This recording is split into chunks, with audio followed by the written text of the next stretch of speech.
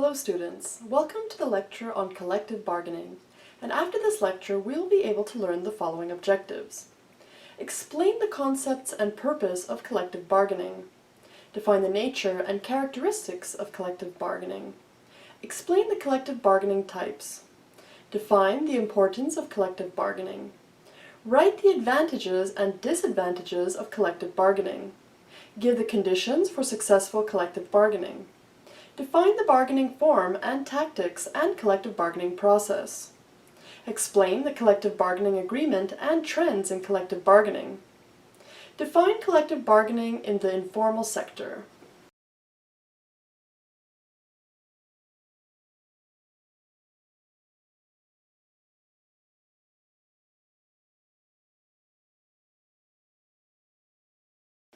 Let's start with the introduction. Collective bargaining is a process of decision-making between parties, representing employer and employee interests, which implies the negotiation and continuous application of an agreed set of rules to govern the substantive and procedural terms of the employment relationship. In most OECD countries, basic rules pertaining to collective bargaining are laid down in labor law, although there are important differences in the extent to which governments intervene in labor management relations. Collective bargaining is specifically an industrial relations mechanism or tool. It is an aspect of negotiation applicable to the employment relationship. As a process, the two are in essence the same, and the principles applicable to negotiations are relevant to collective bargaining as well.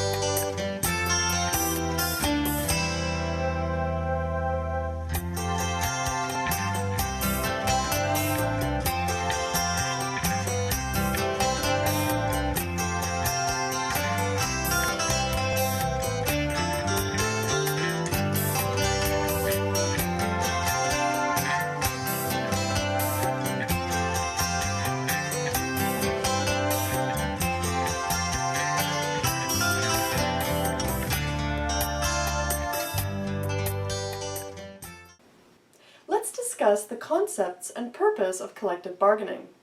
Collective bargaining is a process of joint decision-making and basically represents a democratic way of life in industry. Concepts. Collective bargaining defined as negotiation about working conditions and terms of employment between an employer and a group of employees, or one or more employee organization with a view to reaching an agreement wherein the terms serve as a code of defining the rights and obligations of each party in their employment industrial relations with one another. In collective bargaining, the union always has a collective interest, since the negotiations are for the benefit of several employees, where collective bargaining is not for one employer, but for several. Collective interests become a feature for both parties to the bargaining process. In negotiations in non-employment situations, collective interests are less or non-existent, except when states negotiate with each other. Further, in labor relations, negotiations involve the public interest, such as where negotiations are on wages, which can impact on prices. The nature of the relationship between the parties in collective bargaining distinguishes the negotiations from normal commercial negotiations in which the buyer may be in a stronger position as he could take his business elsewhere. Collective bargaining is a tool people use to end conflict and get things going again in business. Occurring in each continuous or periodic forms, its aim is to make things better for both the employer and employee overall, or to initiate social changes. The disadvantages, such as expense and creating divisions in companies, are significant, but this technique also provides some big advantages, such as giving workers a safe way to voice their concerns and opinions. Purpose. The primary objective of this bargaining system is to improve conditions in some way to make things more efficient, economical, safe, or enjoyable. Going through these processes therefore keeps employers or employees from being taken advantage of or hurt. The goal of modern collective bargaining is to safeguard the competitiveness of labor as a factor of production, also vis-à-vis foreign countries. Workplace democracy. Probably the most important and least contested justification for workers' collective action is found in its democratic attributes. The background story is that in most cases, an individual employee needs her employer much more than the other way around. The costs of switching jobs, including the risk of not finding a new job and the loss of job-specific investments, are normally much more significant for the employee, compared with the employer's costs of finding a substitute worker. Moreover, the employer normally has much deeper pockets to sustain struggles than the individual employee. Redistribution. A second purpose of collective bargaining, one that appears to be straightforward, is to redistribute power, and as a result, resources, from employers to employees. This is based on two background assumptions. Those employers usually possess superior bargaining power vis-à-vis individual employees, and that this power imbalance and the resulting terms of engagement is unfair or unjust. While both assumptions are contested by some, they are obviously accepted by legislatures as a matter of interpretation. Both assumptions stand behind any regulation that allows and promotes collective bargaining. Efficiency. Perhaps the most complicated question regarding the justifications for collective bargaining concerns its impact on economic efficiency. At the most basic level, laws promoting collective bargaining was designed to limit industrial conflict, which was obviously seen as detrimental to efficiency. But the actual impact of unions, or collective bargaining, in terms of economic efficiency is highly controversial. Much more significant is the impact of collective bargaining on productivity. Here one can expect to see competing forces. On the one hand, the reward for effort, and so presumably motivation, is reduced, and restrictive work for rules may limit management's ability to utilize the workforce in the most efficient way. Collective bargaining. It's not easy and it's never fast. But it works. Here's why. The process starts with you. You come up with an idea to make your workplace or work experience better. You share your idea with coworkers and discover many of them feel the same way. Union activists from your workplace bring your idea and others to a local meeting. Together, they discuss changes to the existing contract. Then they vote on which changes they want, and proposals are born. Congratulations! Your proposal was selected and will be moving forward. Next, the proposal moves to a component meeting. Here, activists from around the province working in the same sector prioritize submissions. From here, proposals sent forward from the components go to the elected bargaining committee. Although the process to get proposals to the bargaining committee varies slightly by sector, in each sector, union members have the opportunity to present proposals for the bargaining committee to take a look at and form into what is called the bargaining package. They look at hundreds of individual proposals to come up with the bargaining package. It's a tough job. During the process, similar proposals are merged, while some are dropped because they're not viable. The bargaining committee has to make hard decisions about which direction to take when proposals contradict one another. Fortunately, your proposal has made the cut and is added into the package of proposals that will move forward. This package goes to the bargaining conference. Here, members from the committee sit with your fellow BCGEU members from around the province to discuss priorities and bargaining strategy. The package is then handed back to the bargaining committee for finalization and prepared for presentation to the employer. In the case of public service bargaining, this is the government. But other sectors, such as health, community social services, and post-secondary institutions, will be bargaining with groups of employers, called employer associations.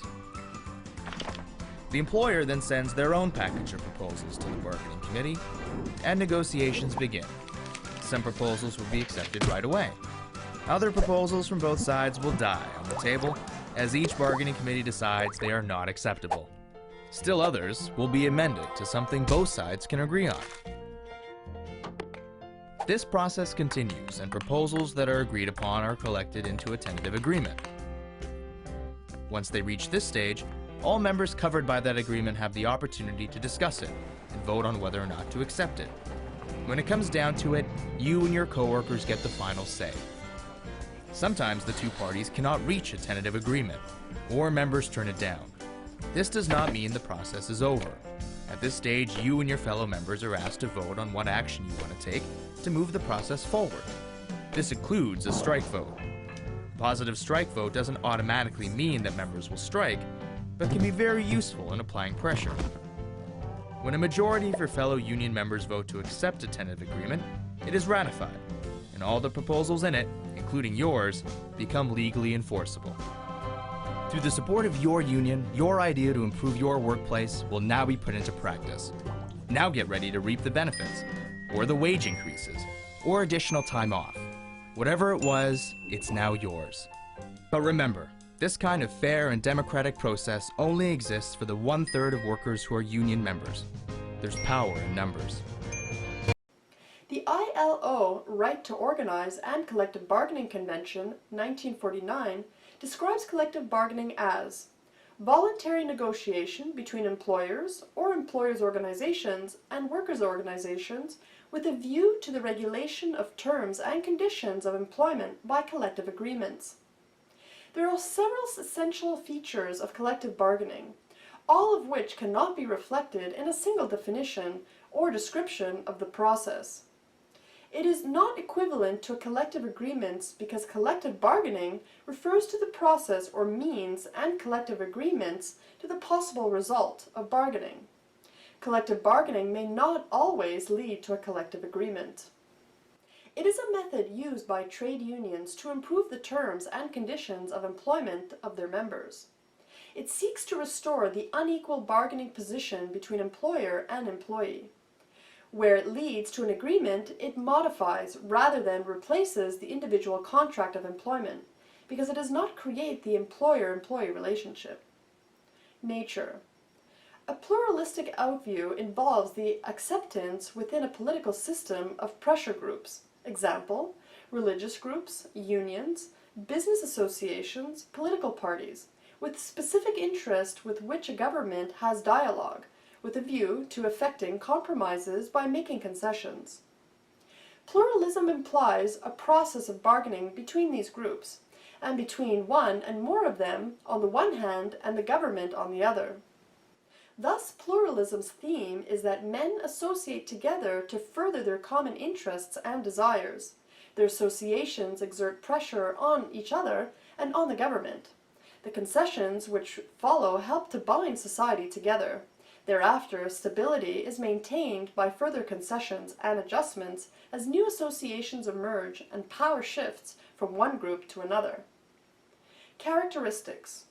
The natures of collective bargaining are: it is a group process wherein one group, representing the employers, and the other, representing the employees, sit together to negotiate terms of employment. Negotiations form an important aspect of the process of collective bargaining. Example: there is considerable scope for discussion, compromise or mutual give and take in collective bargaining. In a bipartite process, this means there are always two parties involved in the process of collective bargaining. Collective bargaining is a complementary process. Example: each party needs something that the other party has. Labor can increase productivity and management can pay better for their efforts. Collective bargaining tends to improve the relations between workers and the union on the one hand and the employer on the other. It is a political activity frequently undertaken by professional negotiators. Two types of collective bargaining are available: periodic and continuous. The first kind happens at irregular intervals as problems or needs come up. It does not have a predefined schedule, and the business leaders and general workers pick representatives that best fit the immediate need. With the continuous or rolling style, both sides are always working to fix or head off issues, and there are usually permanent committees that represent both sides over many different areas. Conjunctive distributive bargaining. Distributive bargaining is the most common type of bargaining and involves zero-sum negotiations. In other words, one side wins and the other loses. Cooperative integrative bargaining. Integrative bargaining is similar to problem-solving sessions in which both sides are trying to reach a mutually beneficial alternative. Example, a win-win situation. Productivity bargaining. The concept of productivity bargaining involves a good understanding of the following concepts. Based on these concepts, both the parties must develop a productivity-linked scheme. Composite bargaining. In this method, labor bargains for wages as usual, but goes a step further, demanding equity in matters relating to work norms, employment levels, manning standards, environmental hazards, subcontracting clauses, etc. Concessionary bargaining. Quite opposite to the other forms of bargaining where the unions demanded from the employers, in concessionary bargaining, the objective is to giving back to management some of what it has gained in previous bargaining. Collective bargaining includes not only negotiations between the employers and unions, but also includes the process of resolving labor management conflicts.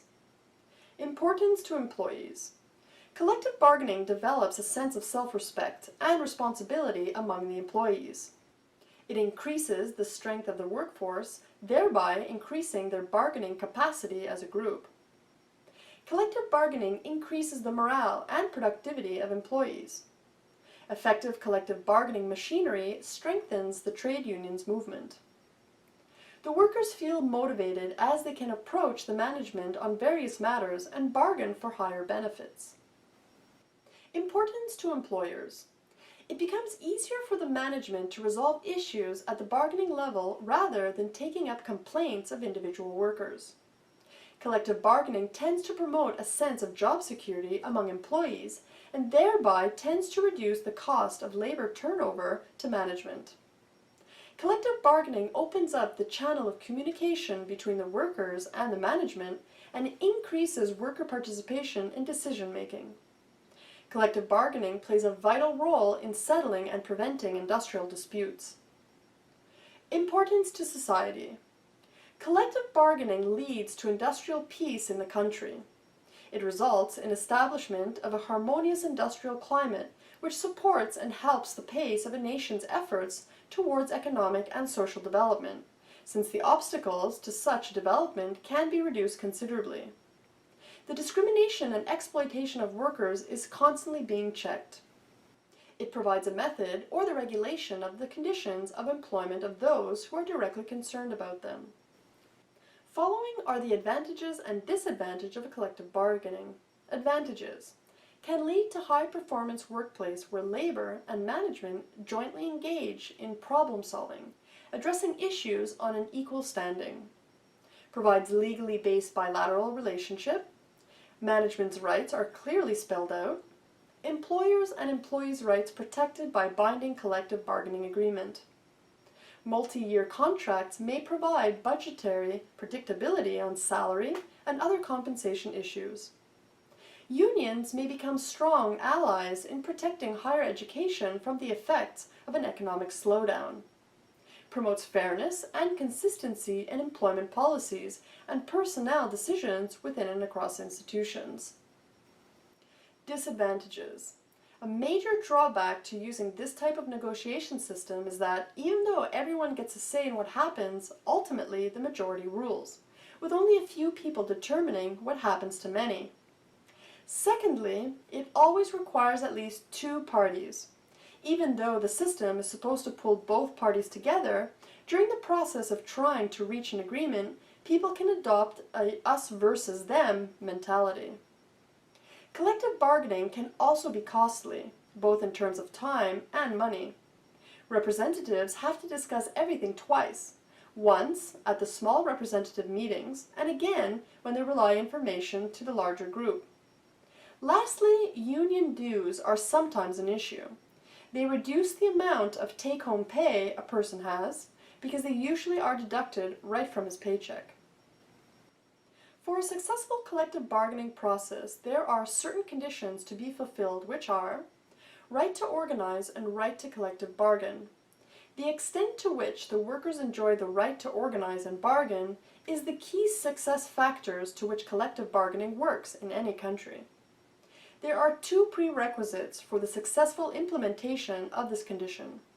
First is the effective enjoyment of the freedom of association in accordance with the principles set out in the Freedom of Association, and the protection of right to organize convention.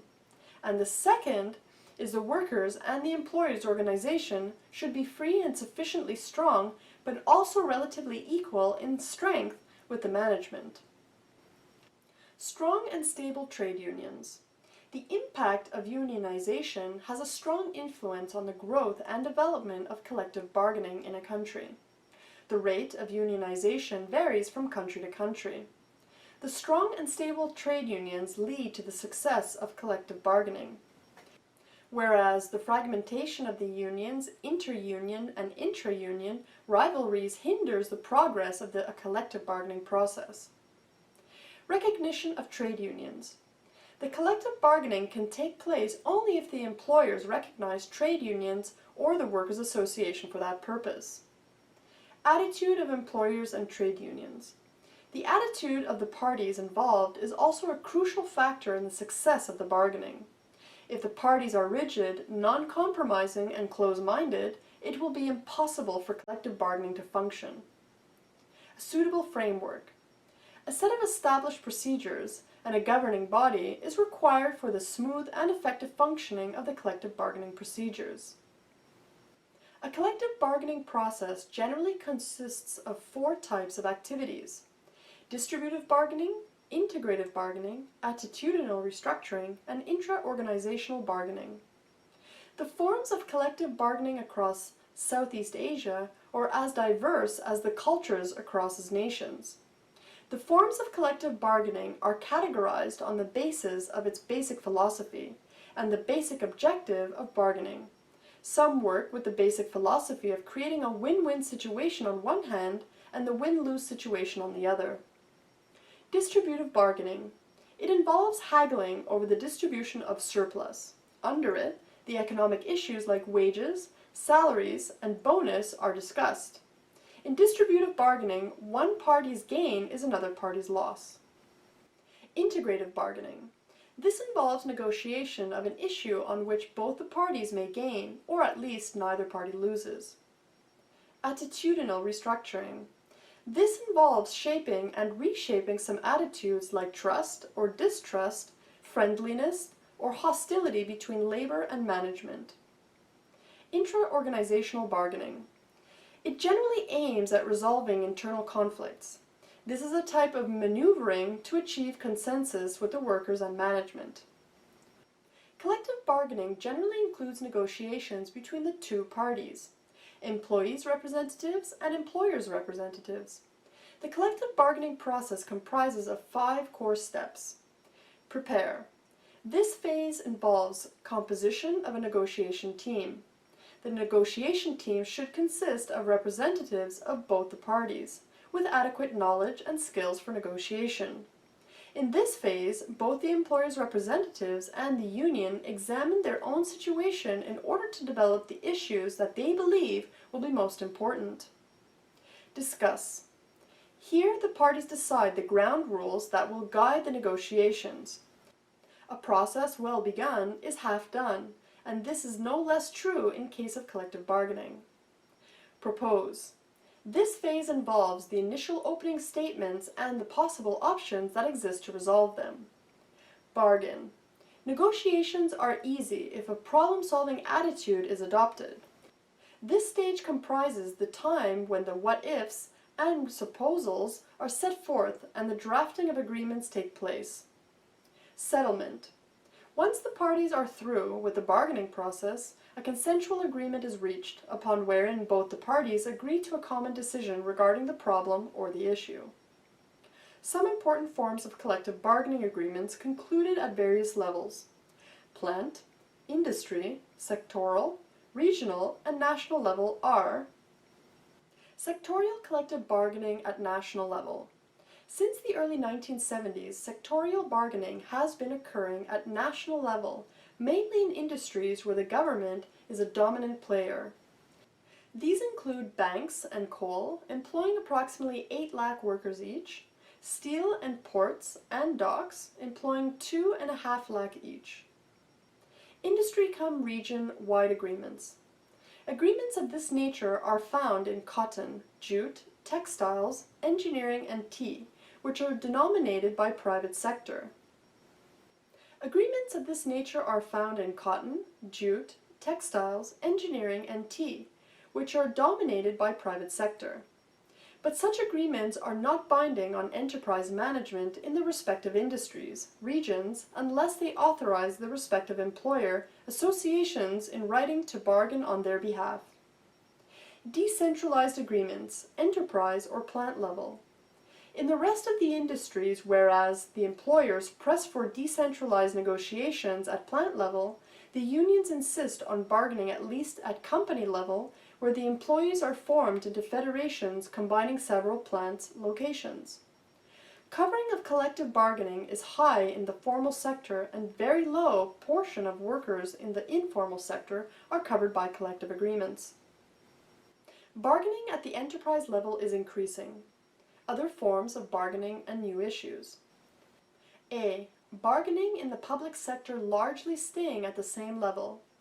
B. Other forms of bargaining like individual employer-employee bargaining, work councils, bargaining on individual work contracts, bargaining directly with workers' representatives, workplace consultations based on performance targets, etc. are on the increase. C. The new issues in the bargaining are bankruptcy, equality, career developments, leisure time, evaluation systems, etc. And overall, the issues covered in collective bargaining are broadening. Collective bargaining in the informal sector. About 93% of the workers are engaged in the informal sector. There have been numerous efforts to bring to the workers in the unorganized sector the benefits those are enjoyed by the more organized workers of the formal sector. The key elements of an effective collective bargaining system for the informal sector may be identified as identifying the appropriate negotiating partner, recognition, accreditation of representative workers' organizations in the informal sector, independence, autonomy of representative organizations participating in collective bargaining on behalf of the workers in the informal sector, democratic collective bargaining procedures, agreed organizational rights and responsibilities through workers' education and awareness building, a shift in the nature of negotiated agreements and their status from that of a casual and ad hoc one that of greater commitment. In order for workers to engage in collective bargaining, there needs to be a collective on their side. Workers thus need to be organized in some way. Did you know? In the year 1920, a group of employers and their workmen concluded collective bargaining arrangements to regulate labor management relations. Now in the end, let us summarize what we have learned in this lecture. Collective bargaining is the process by which employers and organized groups of employees seek to reconcile their conflicting goals through mutual accommodation. Coverage of collective bargaining is high in the formal sector, and very low portion of workers in the informal sector are covered by collective agreements. Pluralism implies a process of bargaining between these groups, and between one or more of them on the one hand and the government on the other. The principle of give and take has been infused in the principle of collective bargaining. In collective bargaining, the union always has a collective interest, since the negotiations are for the benefit of several employees.